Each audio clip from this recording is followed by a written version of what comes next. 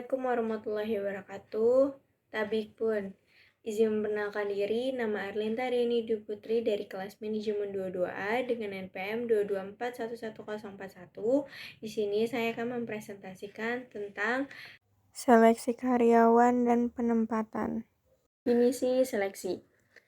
Menurut Melayu Hasibuan, seleksi adalah suatu kegiatan pemilihan dan penentuan pelamar yang diterima atau ditolak untuk menjadi karyawan perusahaan. Seleksi ini didasarkan kepada spesifikasi tertentu dari setiap perusahaan yang bersangkutan.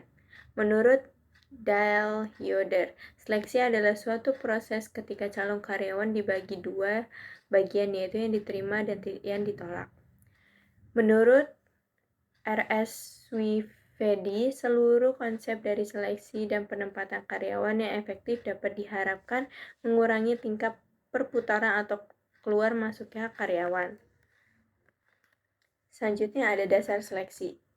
Kebijaksanaan pemburuan pemerintah MIS sama dengan seleksi usia melarang adanya diskriminasi kulit, agama, dan suku bangsa. Job specification prinsip. The right man of the right place and the right man behind the right gun. Selanjutnya ada ekonomi rasional. Biaya waktu dan pikiran dimanfaatkan secara efektif sehingga hasil efektif dapat dipertanggungjawabkan. Selanjutnya ada etika sosial. Memperhatikan norma-norma hukum, agama, kebudayaan, dan adat istiadat masyarakat serta hukum yang berlaku di negara yang bersangkutan. Selanjutnya, tujuan seleksi, yaitu mendapatkan karyawan yang qualified dan potensial, mendapatkan karyawan yang jujur dan berdisiplin, mendapatkan karyawan yang cakap dengan penempatan yang tepat, mendapatkan karyawan yang terampil dan bersemangat dalam bekerja, mendapatkan karyawan yang memenuhi syarat undang-undang pemburuan, mendapat karyawan yang dapat bekerja sama, mendapatkan karyawan dinamis dan kreatif, mendapatkan karyawan yang inovatif dan bertanggung jawab, mendapatkan karyawan yang royal dan berdedikasi tinggi, mendapatkan karyawan yang bekerja secara mandiri dan mengurangi tingkat absensi dan turnover karyawan. Metode penetapan jumlah karyawan. Metode non-ilmiah. Dalam metode ini, jumlah karyawan yang dibutuhkan hanya didasarkan atas perkiraan saja. Metode ini akan mengakibatkan jumlah karyawan yang diterima tidak sesuai dengan kebutuhan volume pekerjaan sehingga menimbulkan kerugian. Metode ilmiah. Dalam metode ini jumlah karyawan yang akan diterima betul-betul atas perhitungan dan analisis beban kerja serta standar prestasi kerja. Analisis beban kerja adalah penentuan jumlah pekerjaan yang diperlukan untuk menyelesaikan pekerjaan dalam jangka waktu tertentu. Cara seleksi. Cara seleksi non-ilmiah. Seleksi yang dilaksanakan tidak berdasarkan kepada kriteria, standar, atau spesifikasi kebutuhan nyata pekerjaan atau jabatan, tetapi hanya didasarkan kepada perkiraan dan pengalaman saja.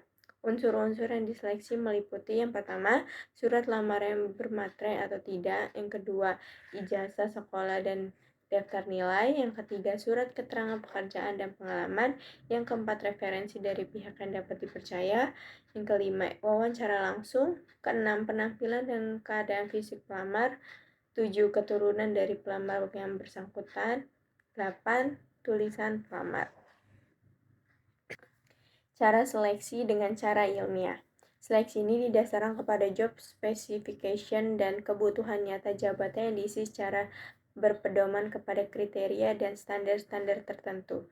Antara lain, metode kerja yang jelas dan sistematif, berorientasi kepada prestasi kerja, berorientasi kepada kebutuhan real karyawan, berdasarkan kepada job analisis dan ilmu sosial lainnya, dan terakhir berpedoman kepada undang-undang pemburuan.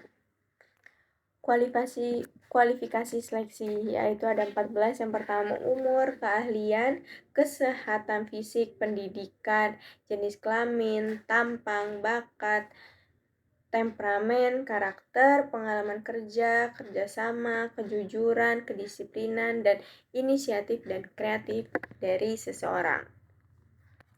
Sistem dan prosedur seleksi. Sistem seleksi menurut Andre F. Sikula adalah successive, harder, and compensatory approach. Yang kedua, successive hardless adalah sistem seleksi yang dilaksanakan berdasarkan urutan testing. 3. Compensatory approach adalah sistem seleksi dengan menghitung rata-rata nilai tes pelamar apakah mencapai standar atau tidak.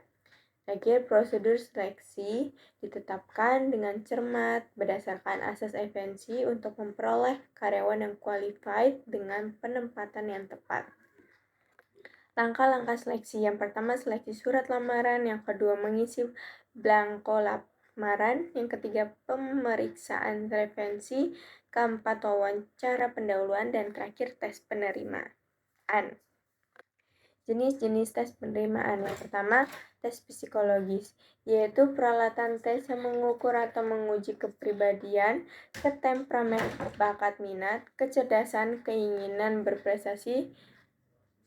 Terdiri dari tes kecerdasan atau intelligence test, menguji kemampuan mental pelamar dengan hal daya pikir secara menyeluruh dan logis. Yang kedua, tes kepribadian atau personality test, kesediaan bekerja sama, sifat kepemimpinan, dan lain-lain. Tes bakat atau aptitude test, kemampuan potensial yang dapat dikembangkan. Yang keempat, tes minat atau interest test, mengukur antusiasme terhadap suatu jenis pekerjaan. Yang kelima, tes prestasi atau achievement test, mengukur kemampuan pelamar sekarang. Selanjutnya ada jenis-jenis tes penerimaan, yaitu tes pengetahuan atau knowledge test, yaitu bentuk tes yang menguji informasi atau pengetahuan yang dimiliki para pelamar sesuai kebutuhan dalam pelaksanaan pekerjaan. Selanjutnya ada performance test, yaitu mengukur kemampuan pelamar untuk melaksanakan pekerjaan yang akan dipegang, misalnya tes magnetik bagi calon pengetik. Kita ada tingkat-tingkat seleksi. Seleksi tingkat pertama meliputi semua prosedur seleksi sejak dari surat lamaran sampai dengan pelamar dinyatakan diterima.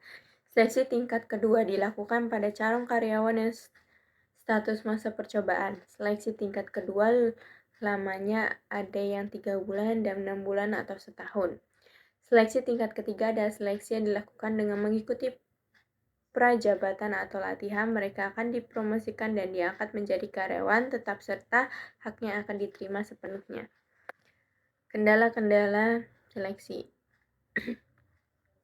Tolak ukur. Kendalanya ada kesulitan untuk menentukan standar tolak ukur yang akan digunakan mengukur kualifikasi selektif secara objektif. Penyeleksi. Kendalanya adalah kesulitan mendapatkan penyeleksi yang benar-benar qualified, jujur, dan objektif penilaiannya. Pelamar. Kendalanya adalah kesulitan untuk mendapatkan jawaban yang jujur dari pelamar. Di atas adalah langkah-langkah dalam proses seleksi.